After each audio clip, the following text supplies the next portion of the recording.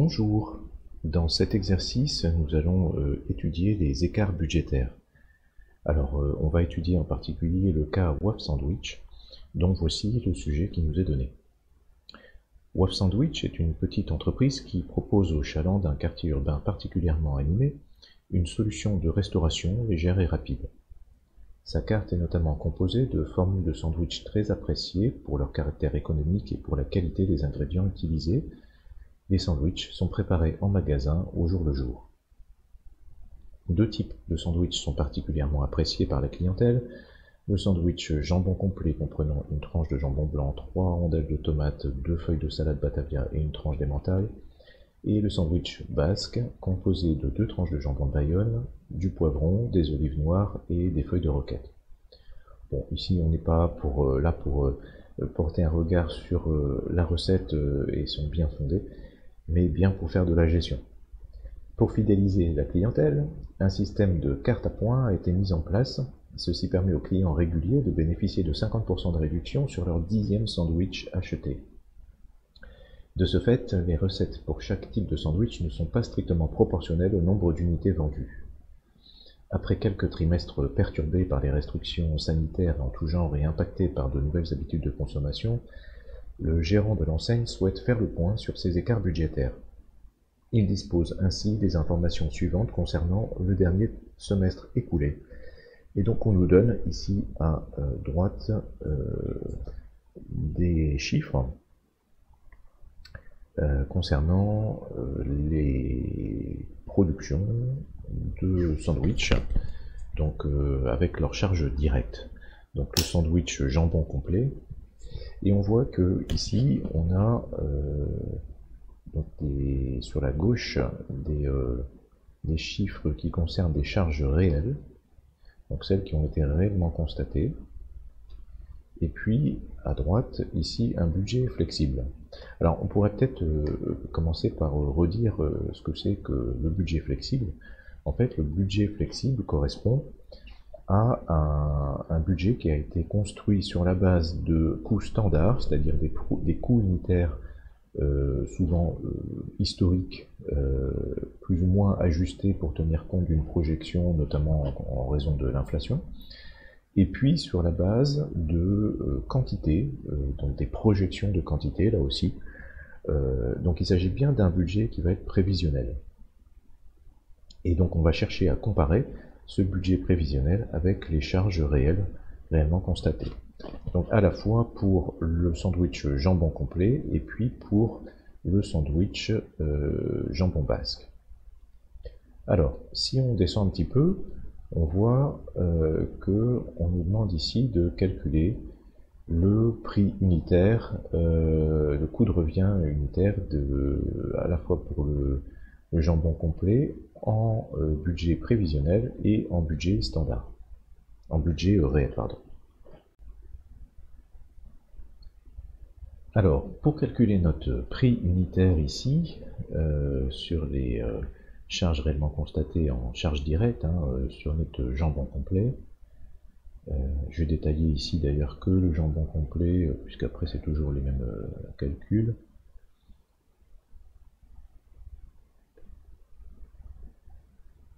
Alors, pour calculer notre 1, en fait, on va tout simplement prendre la somme des charges, ici. Donc on va faire toute la somme des charges directes avec du coup tous les ingrédients qu'on utilise et la main d'œuvre directe, la main d'œuvre qu'on utilise pour faire nos sandwichs, et qu'on va diviser par notre quantité de sandwichs réellement fabriqués et vendus dans le 25 461. Donc ici,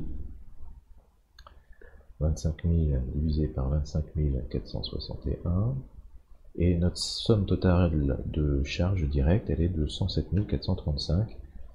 Comme bon, vous pourrez refaire le calcul, sinon ça vous est donné. Ces chiffres-là vous sont donnés au-dessus, dans le tableau initial. Ici, voilà, 100.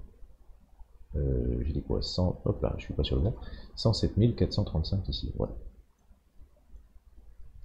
Donc quand on fait le ratio des deux ici, on obtient un prix unitaire réel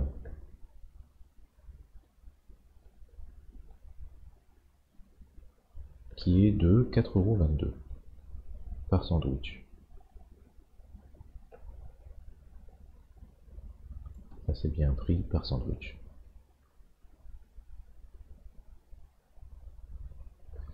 Maintenant, si je calcule le 2, il s'agit de faire la même chose, mais cette fois-ci pour la partie prévisionnelle. Donc là, la somme, je reprends la somme ici des charges, que je vais diviser cette fois-ci par 26 400, qui était la quantité de sandwich que j'avais prévu vendre, sandwich de ce type-là. Et là, ma somme de charges, elle était prévue à 111 497. Voilà. Ce qui me donne un prix unitaire prévisionnel de 4,24 €. Toujours par sandwich. Donc là, ce qu'on constate, c'est que notre prix unitaire, il a légèrement diminué entre le prévisionnel. Donc le prévis était supérieur au prix unitaire réel. Donc vu comme ça, pour le moment, c'est plutôt une bonne nouvelle. Ça veut dire que notre jambon, notre sandwich au jambon complet, finalement, il coûte moins cher que ce qui était anticipé. On fait exactement les mêmes calculs pour ici le 3 et le 4, sauf qu'il s'agit de la partie sandwich au jambon basque. Et on obtient du coup les résultats ici là. Hop, je vais grossir un petit peu. Voilà. Et donc on voit ici que on a un prix unitaire pour le sandwich jambon basque qui était à 5,33 et au final il est à 4,83. Donc là aussi on a une baisse assez significative de nos charges directes utilisées pour fabriquer notre sandwich au jambon basque, et c'est plutôt une bonne nouvelle. C'est favorable. Alors, hop, retournons ici sur notre exercice. La question d'après consiste à s'intéresser aux ventes. Alors sur les ventes, ici on doit calculer le prix de vente unitaire moyen. Alors pourquoi on doit faire ça? Simplement parce que, si vous vous souvenez, il y a un système de réduction avec des cartes de fidélité, et du coup on ne peut pas dire que le prix de vente est strictement le même, enfin strictement proportionnel au nombre de sandwichs vendus. Donc ici, le 5, on va simplement le calculer en faisant le ratio entre notre montant total des recettes, donc 166 005 €, qu'on va diviser par le nombre de sandwichs vendus de ce type-là, à savoir 25 461.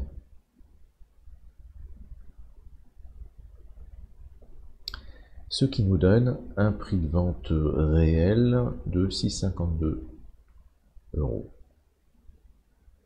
Donc ça, c'est le prix de vente unitaire moyen réellement constaté. Si on s'intéresse maintenant à la partie prévisionnelle, on va refaire le même calcul, sauf que cette fois-ci, on va avoir 172 920 € qu'on va diviser par une quantité vendue prévue de 26 400, et donc on était sur un prix de vente unitaire de 6,55 €. Donc là, pour le coup, on voit que notre prix de vente, il s'est un peu érodé, on a perdu 3 centimes entre le prix de vente moyen qu'on avait estimé, mis en prévision, et celui qu'on a réellement pu effectuer. Donc là, pour le coup, c'est une moins bonne nouvelle. Alors, ce que je viens de faire là pour le sandwich jambon complet, on fait la même chose pour le sandwich jambon basque, et donc ça nous donne concrètement ces chiffres là. J'essaie de les retrouver. Voilà, ici. Donc 6,52 en réel contre 6,55 en prévisionnel, et 7,34 en réel contre 7,29 en prévisionnel pour le jambon basque. Donc là, pour le coup, on voit que sur la partie jambon basque, on a gagné, on a vendu pour 5 centimes supplémentaires, on a 5 centimes de recettes en plus par vente de jambon basque, de sandwich jambon basque. Donc ça, c'est plutôt une bonne nouvelle. Alors, intéressons-nous à la suite.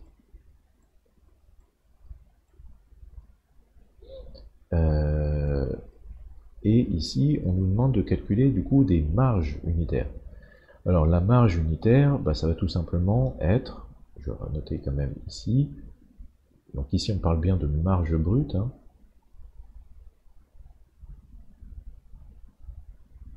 Ça va être notre prix de vente, auquel on va retirer nos charges directes.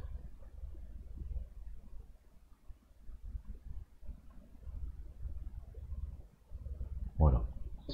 Alors, on va le faire à la fois pour le côté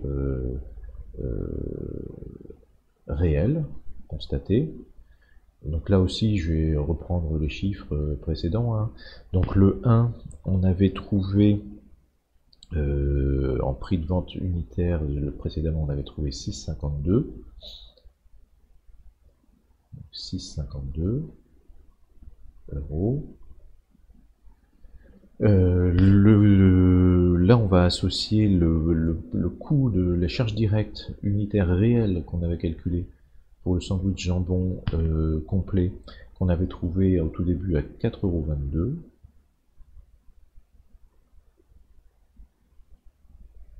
Ça, c'est le 2.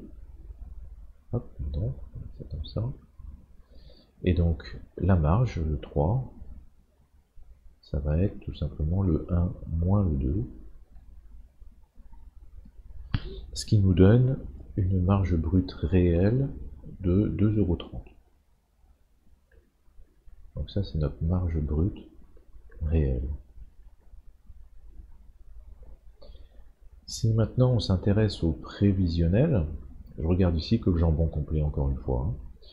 Donc on reprend notre chiffre 4 qu'on avait calculé précédemment et on avait trouvé 6,55. Si vous vous souvenez, on avait dit que le prix de vente était un petit peu inférieur, hein, à ce qu'on avait prévu. La partie 5 sur les charges, elles étaient prévues à 4,24 €. Là aussi, c'est le tout début de notre exercice. Et du coup, le 6, ça va être tout simplement le 4 moins le 5. Ce qui nous donne une marge brute prévisionnelle de 2,31 €. Alors comment, donc ça c'est la marge brute prévisionnelle. Comment interpréter ça? On voit ici qu'au final on a perdu 1 centime entre le prévisionnel et le réel. On a perdu 1 centime de marge. Ce que je viens de faire là pour le sandwich jambon complet, on refait la même chose pour le sandwich jambon basque et on obtient du coup ces chiffres là. Voilà. Donc là, ce qu'on voit, c'est que, encore une fois, je reprends, hein, on passe de 2,31 € de marge à 2,30 € en réel. On avait prévu par contre 1,96 € de marge sur le jambon basque et on passe à 2,51 €. Donc là, pour le coup, on fait une marge supplémentaire de 55 centimes par sandwich sur le sandwich jambon basque. Ça, c'est une très bonne nouvelle. Alors, revenons à notre exercice pour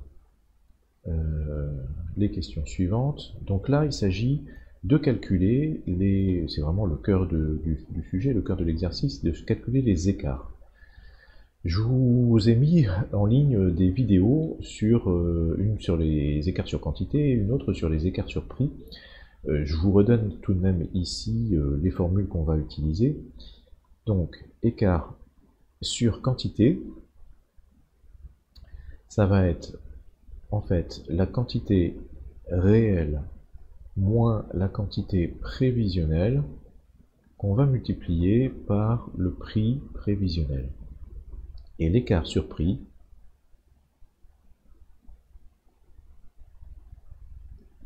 ça va être notre prix réel moins notre prix prévisionnel multiplié par notre quantité réelle.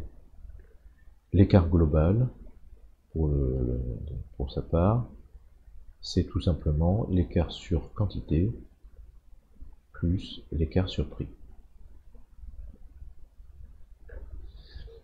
Donc voilà les trois formules à connaître pour calculer des écarts.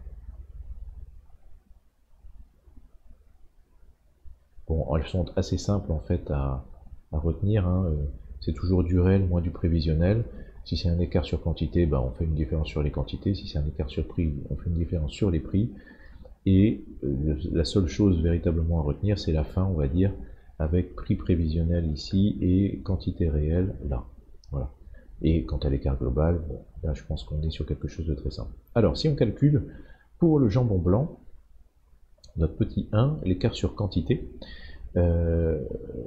donc la quantité réelle qu'on a utilisée en jambon blanc, si on reprend les données précédentes, on était à 2060 kg, moins la quantité prévisionnelle, elle était de 2150. Donc ça c'est des kilos pour le coup. Et qu'on multiplie par le prix prévisionnel, et le prix prévisionnel il était à 12,40 €. Et ça va nous donner un écart sur quantité pour le jambon blanc de moins 1116 €. Alors c'est un écart qui est négatif, puisqu'on a une soustraction ici négative, 2160 moins 2150. Qu'est-ce que ça veut dire cet écart-là? Ça veut dire que là on a un écart qui est négatif, et en l'occurrence c'est quelque chose qui va être favorable parce qu'on parle de charge, on parle de dépenses. Donc si on a un écart négatif, ça veut dire qu'en fait on a économisé sur cette charge de jambon blanc. En quantité, en termes de quantité en tout cas. Alors si on s'intéresse maintenant au petit 2, avec l'écart sur prix. L'écart sur prix, donc notre prix réel, il est prix d'achat, pour le coup du jambon blanc, il est de 12,70 € par kilo, et le prix prévisionnel était de 12,40 €, comme on l'a mis juste au-dessus, multiplié par la quantité réelle réellement utilisée du jambon blanc, c'est-à-dire 2060, comme au-dessus là encore.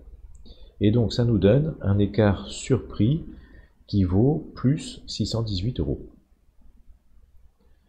Ce plus 618 €, pour le coup on a un écart ici qui est positif, et il dénote bien quelque chose qui est défavorable, puisque ça veut dire qu'on a une charge qui nous coûte plus cher. Ça nous a en réalité coûté plus cher que ce qui était prévu.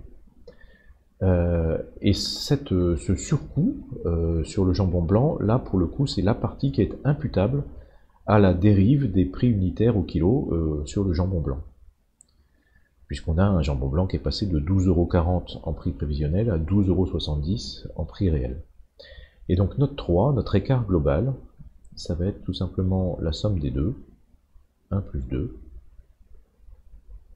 Et on voit que sur la ligne jambon blanc, on va avoir au final un écart de moins 498 €.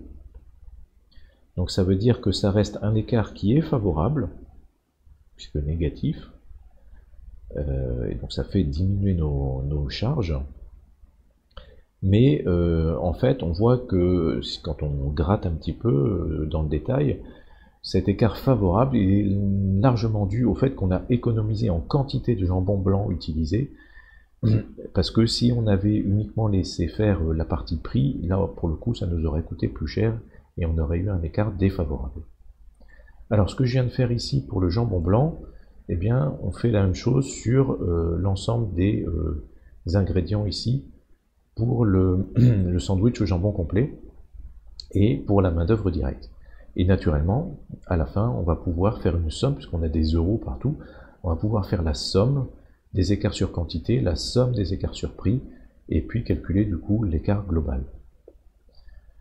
Ce que j'ai fait là pour la partie sandwich jambon complet, naturellement, on fait la même chose pour la partie sandwich jambon basque.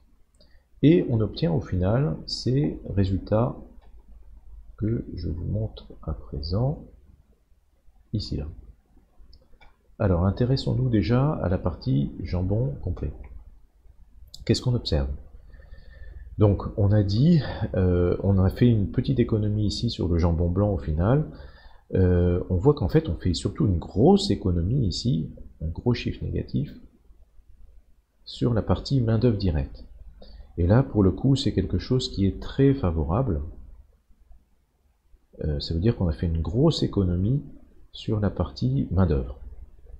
Et quand, en l'occurrence, cette économie sur la partie main-d'œuvre, elle s'est faite autant sur le nombre d'heures de main-d'œuvre, qui se traduit ici par l'écart sur quantité, que sur le coût horaire de la main-d'œuvre, ici qui se traduit par l'écart sur prix.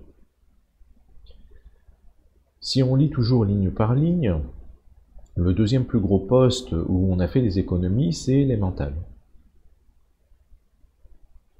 On voit qu'ici sur les mentales, on a moins 1869 €. Donc à nouveau un écart qui va être favorable, très favorable même. Et là, on voit que à nouveau, c'est tant sur la quantité des mentales utilisées que sur le prix de l'emmental qu'on a fait cette économie. Par contre, on voit qu'on a aussi certains ingrédients qui sont plutôt défavorables, à commencer par ici les tomates. Et on voit que les tomates ici, elles nous ont coûté 423 € en plus. Alors, non pas parce qu'on en a utilisé plus, en fait on a même plutôt utilisé moins que prévu. Par contre, le prix de la tomate a vraiment augmenté, et c'est ça qui explique très largement la dérive de notre écart budgétaire sur la tomate. On voit aussi que dans une moindre mesure, la salade et le pain ont dérivé ici sur la partie jambon complet. Au final, on peut aussi analyser la totalité des écarts sur quantité et des écarts sur prix. Écart sur quantité, ici, qu'on voit quand on a moins 5200 €, ça veut dire que clairement, on a utilisé beaucoup moins de quantité d'ingrédients et de main-d'œuvre que ce qui était prévu. Par contre, sur les prix, on voit que là, on a une petite dérive de 713 € au final, quand on agrège l'ensemble des écarts sur prix. Quand on s'intéresse maintenant au sandwich jambon basque, alors l'image est un petit peu différente. On voit ici qu'on a une sérieuse dérive, un gros écart budgétaire qui est défavorable sur la partie jambon de Bayonne. Qui s'explique par quoi? Non pas par la dérive des prix, parce que là pour le coup on voit que on a plutôt économisé un petit peu sur la partie prix. Par contre, on en a utilisé beaucoup plus que prévu du jambon de Bayonne. Heureusement, il y a d'autres postes qui permettent de compenser, à commencer par la main-d'œuvre. Et là, on voit qu'on fait une grosse économie de main-d'œuvre de moins 2000 €, donc écart favorable sur la main-d'œuvre. Écart qui s'explique autant par la quantité de main-d'œuvre que par le prix unitaire de la main-d'œuvre. Si je m'intéresse maintenant aux olives noires, on voit ici qu'on a à nouveau un écart qui est favorable, puisqu'on a un écart négatif concernant nos charges. Par contre, on voit que sur les olives noires, c'est vraiment parce qu'on en a mis beaucoup moins qu'on a réussi à faire cette économie-là, parce que sinon, le prix unitaire des olives, il a plutôt augmenté, puisqu'on a un écart de 320 €, plus 320 €. Au final, on voit qu'on a des charges, un écart sur charge direct pour le jambon, jambon basque, qui est favorable avec moins 549 €. Et que ça s'explique surtout par des écarts sur prix. On voit qu'on a fait des grosses économies ici sur le prix unitaire de la roquette par exemple. Et par contre pas tellement sur les quantités, ce qui s'explique notamment par les quantités supplémentaires de jambon de Bayonne, mais aussi par les quantités supplémentaires de salade roquette ici, en nombre de kilos, enfin en euros, et qui traduisent les kilos supplémentaires. Alors, revenons cette fois-ci à nos ventes, puisqu'on a étudié jusqu'à présent les charges. Alors, les écarts sur quantité et écarts sur prix, c'est les mêmes formules fondamentalement. Par contre, l'interprétation ici va être un petit peu différente. Alors, si on calcule notre numéro 1, donc on a toujours écart sur quantité, donc on a, je cherche un tout petit peu, donc notre quantité réelle vendue, donc c'est toujours 2060, pardon, c'est moi qui fais une erreur, c'est pas 2060, c'est 25 461 sandwichs, 25 461 sandwichs vendus au réel, moins la quantité prévisionnelle, elle était de 26 400. Donc là, encore une fois, on voit qu'on a un différentiel qui va être négatif, multiplié par notre prix prévisionnel, le prix prévisionnel, prix de vente, prévisionnel de notre sandwich jambon complet, il était à, je cherche le prix, 6,55.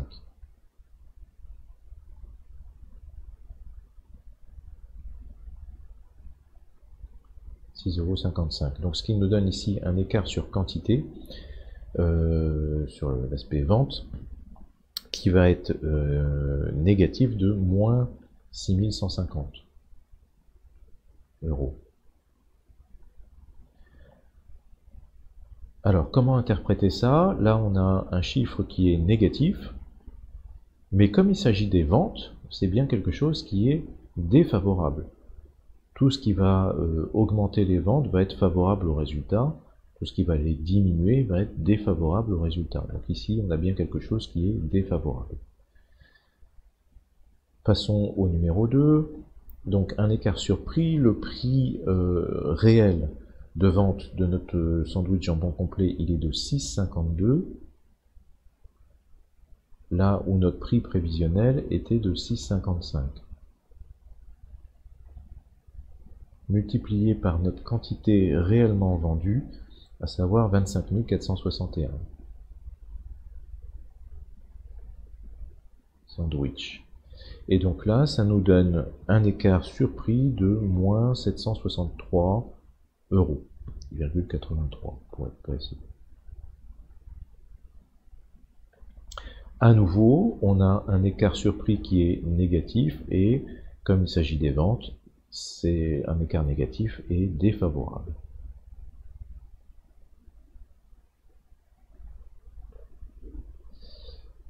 L'écart global, le numéro 3, ça va tout simplement être le 1 plus le 2. Et ça nous donne un écart global de moins 6914. Donc là, on voit que sur les ventes de sandwich jambon complet, c'est quand même quelque chose qui est défavorable au global. Ce que je viens de faire là, naturellement, on fait la même chose avec les sandwichs au jambon basque. Je vous montre les résultats. Ici, ça nous donne ce genre de chiffre là. Donc sur le jambon basque, on voit qu'on a un écart sur quantité qui est positif, lui. Donc là, comme cet écart est positif, c'est bien quelque chose qui est favorable. Et à la fois sur l'écart sur quantité, mais aussi sur l'écart sur prix. Parce que si vous vous souvenez, on a réussi à vendre notre sandwich jambon basque un peu plus cher que prévu. Le prix moyen de vente a augmenté. Et donc au final, on a un écart global qui est favorable sur le jambon basque. Maintenant, quand on agrège les deux types de sandwich, jambon complet et jambon basque, on voit qu'on conserve un écart global favorable. Donc l'évolution de nos ventes, ici, elle a été plutôt positive pour l'entreprise. Là aussi, on pourrait essayer d'analyser le total d'écart sur quantité, le total d'écart sur prix, et on voit que tant sur les quantités que sur le prix, les ventes de jambon basque ont réussi à plus que compenser les pertes, les pertes relatives, les ventes moindres, on va dire, de jambon complet. Et ceci vient clore notre exercice. Donc on voit que en termes de marge, on a réussi en fait à faire beaucoup plus de marge sur les ventes de sandwich au jambon basque qui ont permis de sauver en quelque sorte la dégradation de la marge sur la partie sandwich au jambon complet.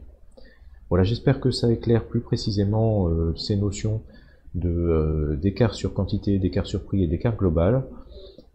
Et surtout, retenez bien la différence entre la partie charge et la partie vente qui va modifier du coup l'interprétation qu'on va faire de ces écarts selon que le signe est positif ou négatif. À bientôt pour un autre exercice.